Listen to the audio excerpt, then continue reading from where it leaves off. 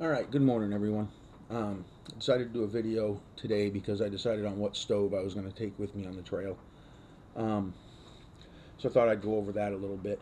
I had been using this little cheap one that I found at Walmart, or I might have got it off Amazon, I'm not sure. It was like 14 bucks. Um, just a canister stove. It works really well.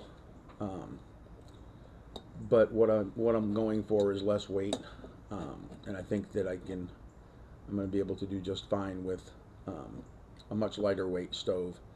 Also one that is less moving parts, so it might not less chance of it breaking or something happening to it on the trail.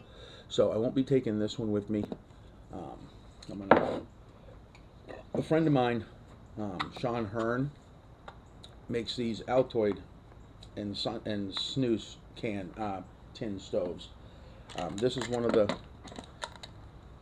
the snooze. I don't know how to say it. Snooze, the little tobacco pouches stoves that he makes, and it's really quite ingenious the way he does it. Basically, puts a piece of, I'm not even sure what's in the bottom here. It's a piece of felt or something that doesn't burn. Um, has these three little um, holders that actually screw into the stove. And what you do is you put the white gas inside, light it, and off you go to boil your water. This one's not the one I'm taking with me. This one's a little bit small. But what I am going to take is the one that he makes with the Altoid tins. Here's the Altoid tin stove. Show you what's inside. I believe he still has these for sale too, so I will, if you're interested in buying one, just let me know. First thing they come with is a ferro rod and a striker, so you can, that's how you light your stove. I'm also going to bring a Bic lighter with me, of course, just as a backup. I want to have redundancy in my fire making and stove lighting ability, but this is is held in the stove, and basically all you do is you screw these three little pot holder. I don't know what they're called. It's little nuts with flat tops on them.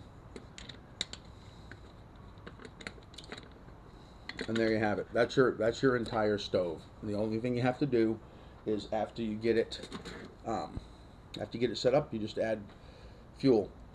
Right now, I'm using yellow bottles of heat.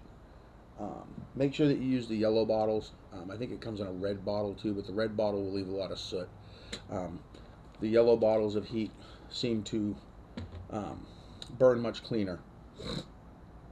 So I did a test on this the other day. I've used it a couple times out in the field and it works great.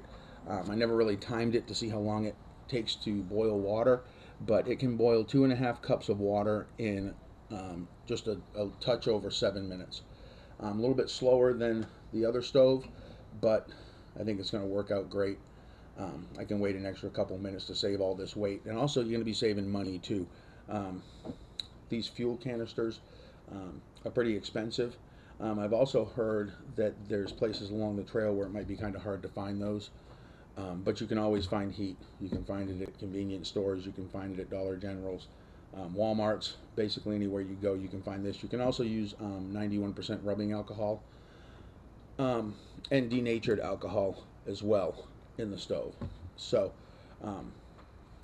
basically all you do is you put your water in your cook pot, set it on top, and away you go. You're good to go. I'm not going to boil any water today, but I have my heat in these little bottles here for my day trips and my overnighters. I'm not sure what size bottle I'm going to carry with me on the trail, but I would think that use a little over an ounce of fuel.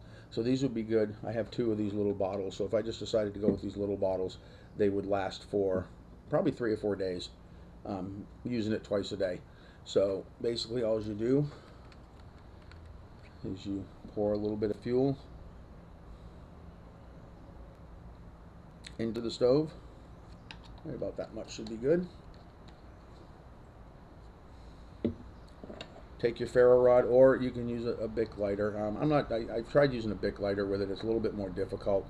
What I would do if you didn't have a ferro rod and all you had was a Bic lighter is take a dry stick, maybe dip it in some of the fuel, light the end of the stick, and then use the stick.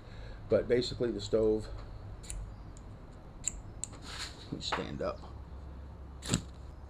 And just like that, the stove's lit. And like I said, it will burn, it burns hot. Can boil 2.5 cups of water in 7 minutes. And yeah, and then when you're done, it burns all the fuel out. You just let it burn itself out.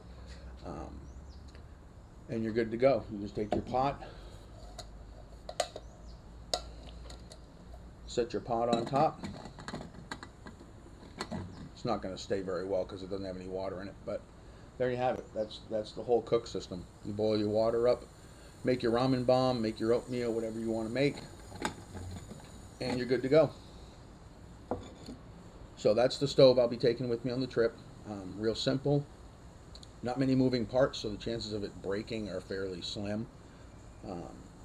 Light's real easy with the ferro rod. If you ever lose the ferro rod, you just use your Bic lighter. So there you have it.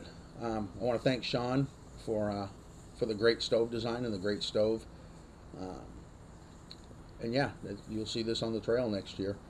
I don't know how much it weighs. I'm actually going to be ordering a postal scale probably this week sometime, so I'll be able to start weighing all my gear.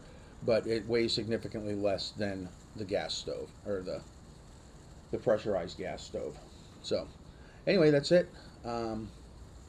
Hope you all have a great Labor Day. Happy Labor Day to everybody, and we'll talk to you soon.